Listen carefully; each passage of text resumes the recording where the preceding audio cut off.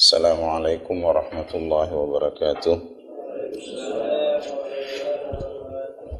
Innal hamdalillah nahmaduhu wa nasta'inuhu wa nastaghfiruhu wa nastahdihi wa na'udzu billahi min shururi anfusina wa sayyiati a'malina. May yahdihillahu fala mudilla lahu wa may yudlil fala hadiya lahu. Asyhadu an la ilaha illallah wahdahu la syarika lah wa asyhadu anna Muhammadan abduhu wa rasuluh. Allahumma salli wa sallim wa barik ala abdika wa rasulika Muhammad wa ala alihi wa sahbihi ajma'in. Amma ba'du, fa inna asdaqal hadithi kitabullah wa khairal hadi hadi Muhammadin sallallahu alaihi wasallam wa syarral umuri muhdatsatuha wa kullu muhdatsatin bid'ah wa kullu bid'atin dhalalah wa kullu dhalalatin finnar. A'udzu billahi minasy syaithanir rajim. Ya ayyuhalladzina amanu taqullaha haqqa tuqatih wa la tamutunna illa wa antum muslimun. Hadirin dan hadirat yang dimuliakan oleh Allah Subhanahu wa taala, tak hentinya kita bersyukur kehadirat Allah Subhanahu wa taala yang hanya karena limpahan karunia-Nya sematalah kita pada saat ini bisa bersama-sama di salah satu rumah dari rumah-rumah Allah Subhanahu wa taala melakukan sedikit daripada yang semestinya kita lakukan sebagai seorang muslim. Harapan kita mudah-mudahan insyaallah sesedikit apapun yang kita lakukan untuk pengabdian kita kepada Allah Subhanahu wa taala itu akan dinilai oleh Allah Subhanahu wa taala dan insyaallah akan merupakan jembatan kita menuju kepada kebahagiaan yang abadi, ke kehidupan yang lebih tenang, lebih bahagia, lebih indah di Jannatun Na'im insyaallah. Kemudian tentu kita tidak henti-hentinya juga berselawat kehadirat Nabi sallallahu alaihi wasallam yang karena dia diutus oleh Allah lah kita semuanya bisa mengetahui dan memahami seperti apa sesungguhnya yang dikehendaki oleh Allah Subhanahu wa taala kepada kita sebagai manusia ciptaan Allah Subhanahu wa taala. Bapak dan ibu-ibu yang berbahagia,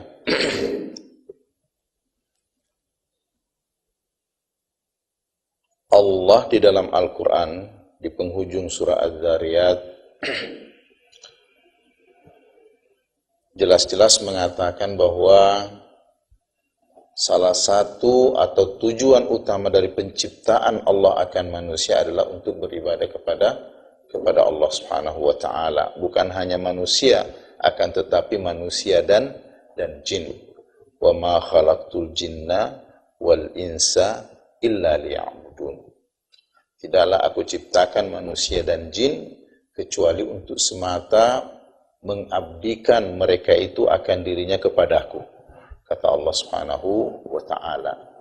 Jadi tujuan utama penciptaan Allah akan kita sebagai makhluk, sebagai manusia adalah agar kita bisa membuktikan kepada Allah bahwa kita mengabdikan diri kita kepada Allah Subhanahu wa taala.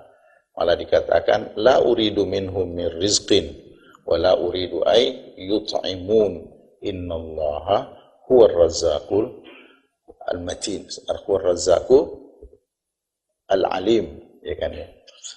Saya tidak berkeinginan dari penciptaan manusia itu bahwa manusia itu akan memberikan kepadaku rizki atau manusia itu memberikan kepadaku makanan.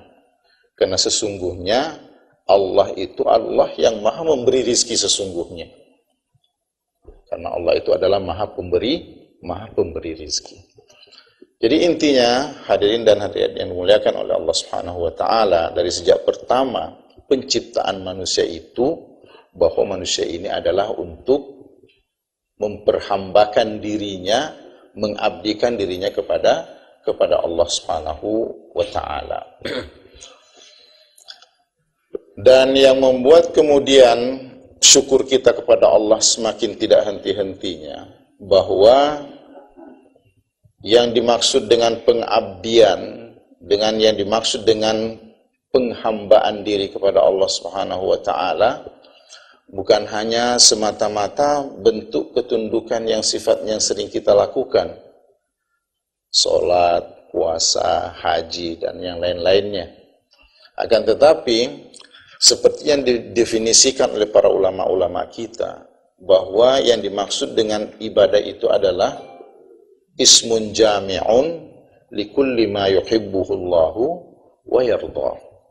Bahwa yang dimaksud dengan ibadah itu adalah suatu penamaan yang menyeluruh untuk semua perkara-perkara yang diridhai dan dicintai oleh Allah Subhanahu wa taala.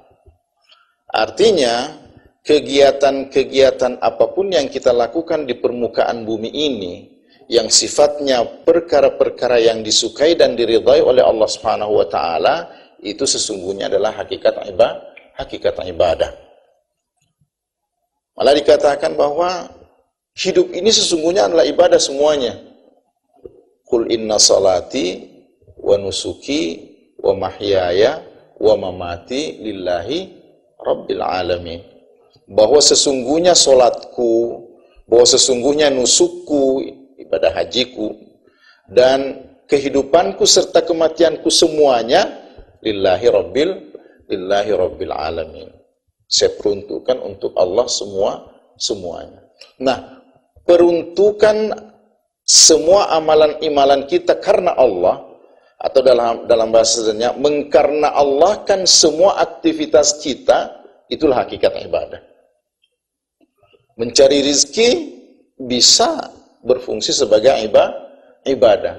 Kalau mencari rizki itu kita niatkan karena Allah, agar Allah Subhanahu wa taala melepaskan kita daripada meminta-minta kepada orang lain.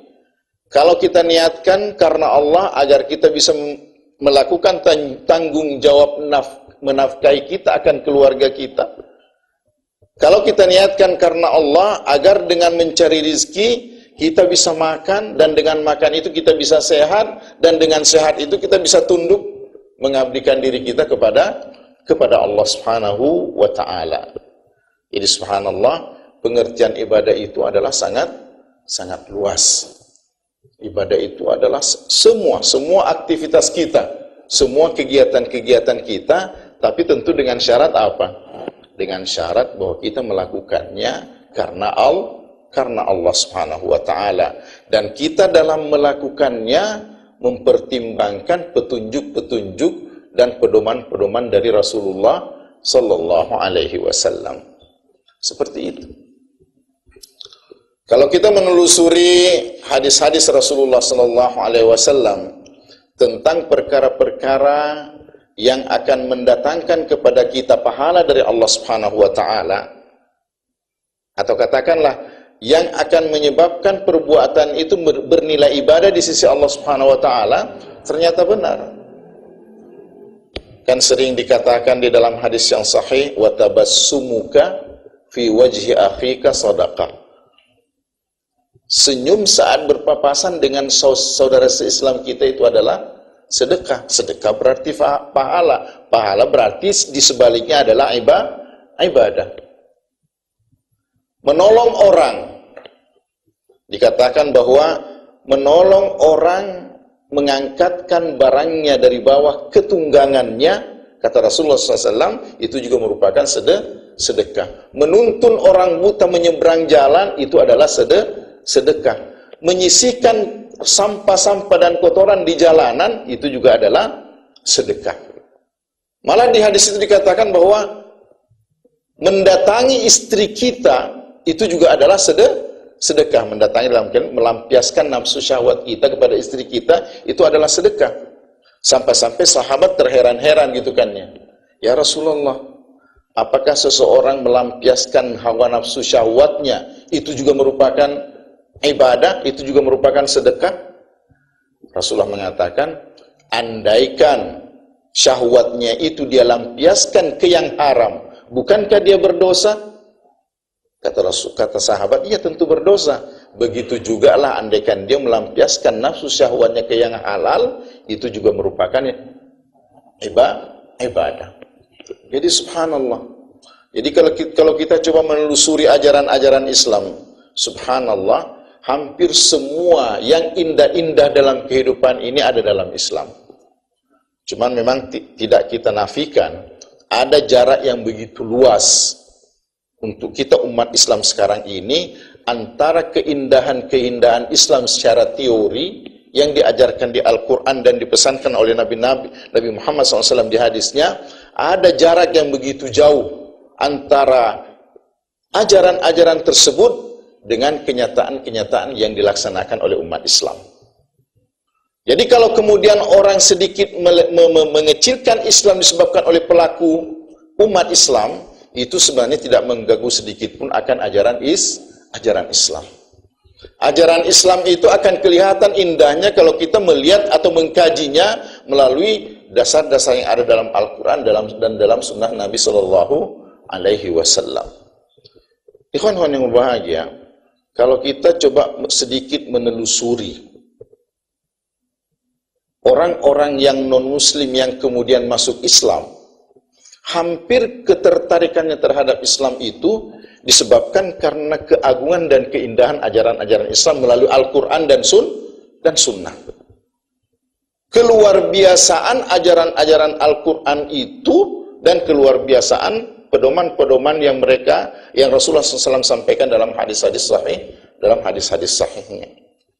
Kita mungkin sering mendengar beberapa orang pakar-pakar yang non-muslim, katakanlah kita sebut Maurice Bucaille umpamanya kan ya, yang dikatakan seorang dokter ahli kandungan, ya kan ya, yang mengkaji permasalahan begitu mendetailnya, hanya membaca 10 ayat pertama atau beberapa ayat pertama dari surah Al-Mu'minun, sewaktu Al-Quran bercerita tentang penciptaan manusia dan proses-prosesnya, ternyata kemudian dengan membaca Al-Quran seperti itu, ada keterkaguman terhadap ajaran Al-Quran, karena Al-Quran yang 14 abad yang lalu, di saat dimana ilmu belum begitu majunya, ternyata sanggup bercerita tentang keilmiahan yang jauh lebih maju daripada yang dicapai oleh ilmuwan-ilmuwan sekarang.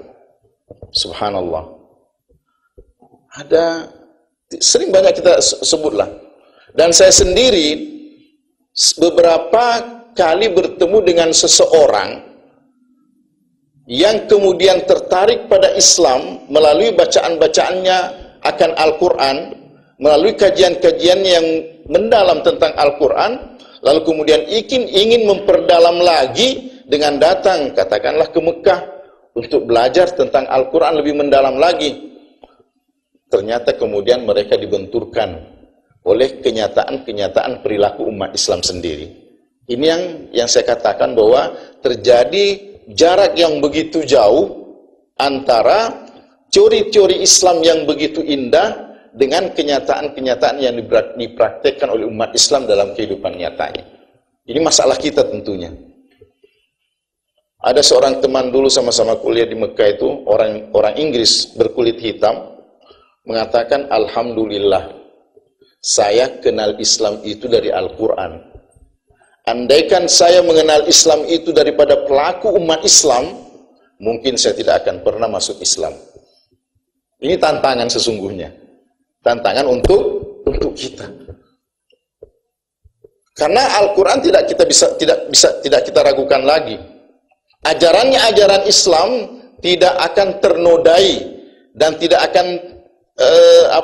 akan dilihat sepele oleh siapapun bagi yang mengkajinya dengan sesungguhnya.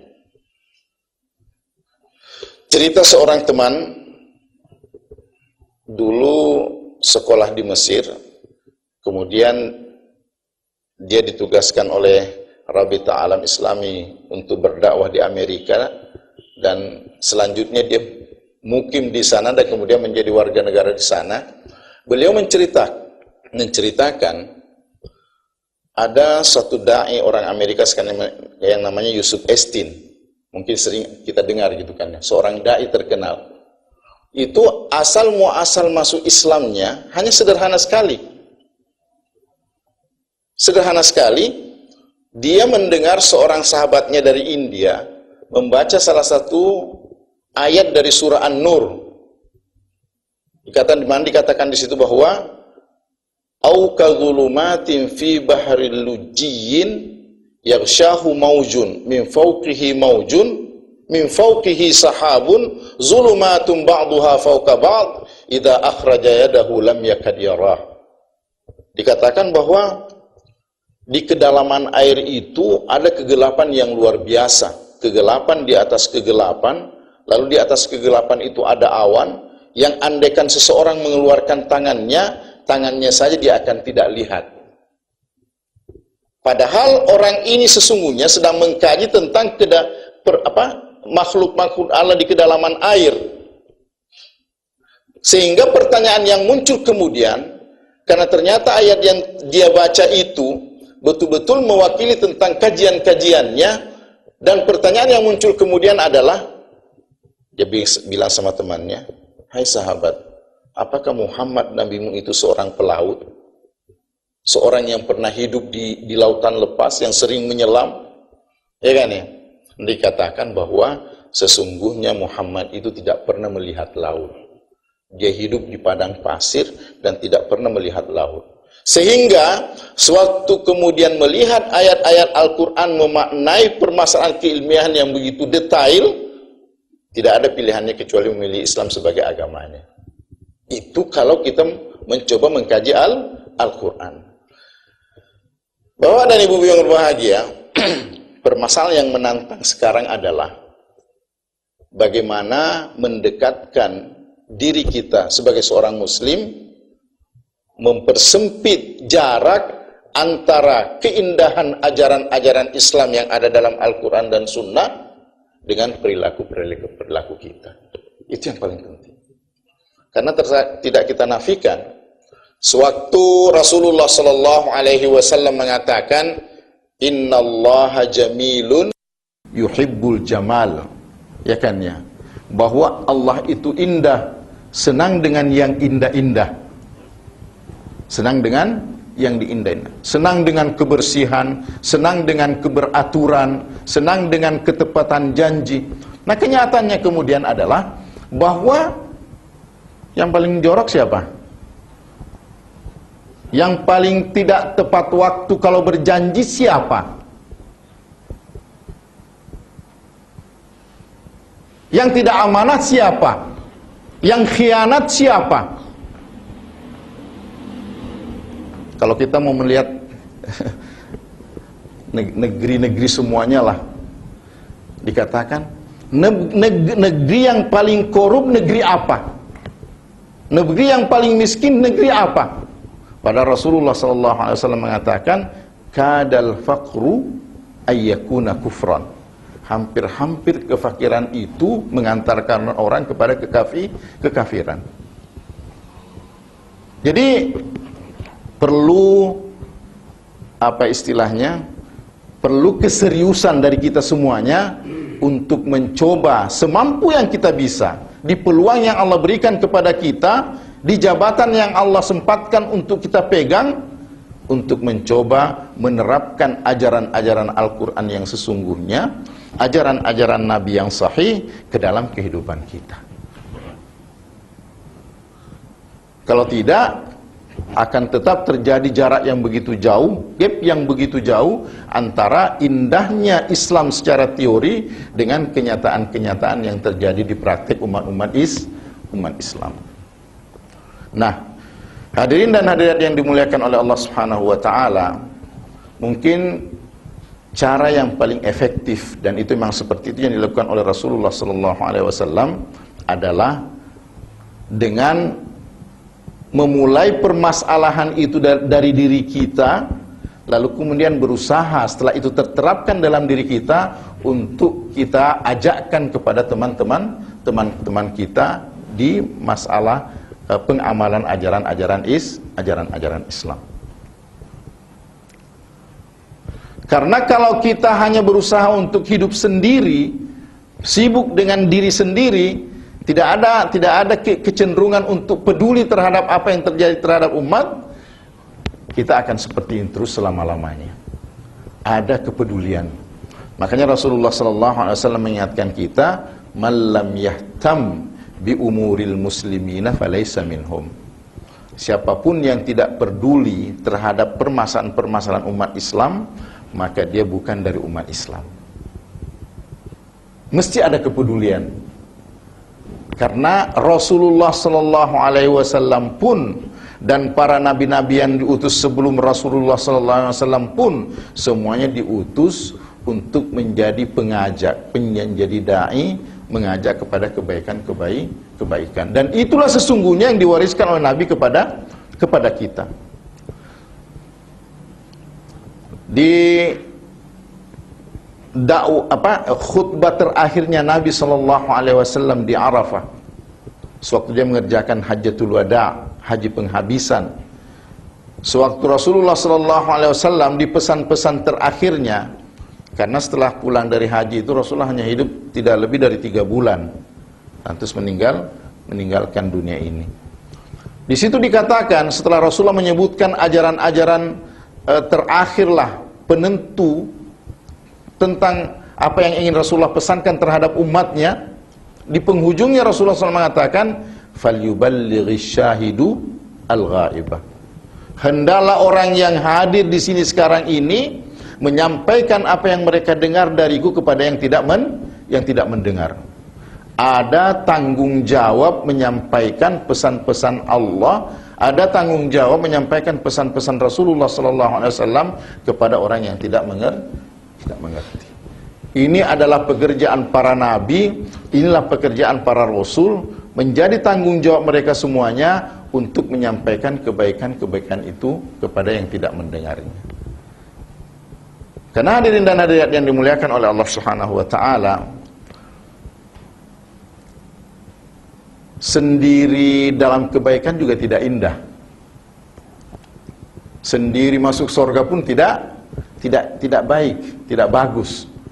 Oleh sebab itu, ikhwan yang berbahagia, setan, iblis, sesungguhnya begitu luar biasanya keinginannya untuk mengajak orang kepada kebatilan. Itu sesungguhnya di samping kebenciannya terhadap manusia, itu disebabkan dia tidak ingin masuk neraka sendirian. Sehingga semua upaya-upaya dia lakukan agar ada yang menemaninya masuk ke dalam neraka. Jadi sesungguhnya kepedulian terhadap kebatilan yang dilakukan oleh iblis untuk mencari teman-teman sesamanya untuk masuk bersamanya ke dalam neraka, itu sudah dilakukannya dengan sempurna. Tinggal sekarang kita umat Islam, kita manusia, bagaimana semaksimal yang kita bisa berusaha untuk mengajak orang-orang bersama-sama masuk ke dalam surga. Karena Bapak dan Ibu yang berbahagia, tidak ada kebahagiaan dalam kehidupan ini kecuali kehidupan akhirat nanti. Walal akhiratu khairul laka minal ula. Sesungguhnya kehidupan akhirat itu lebih baik bagimu daripada kehidupan dunia. Sesengsara bagaimanapun kita di kehidupan dunia ini, sesusah seperti apapun kita di kehidupan dunia ini, andaikan Allah Subhanahu wa taala mentakdirkan kita untuk melakukan amalan-amalan yang akan membuat kita bahagia kelak di akhirat, itu sudah sesuatu yang sangat luar biasa.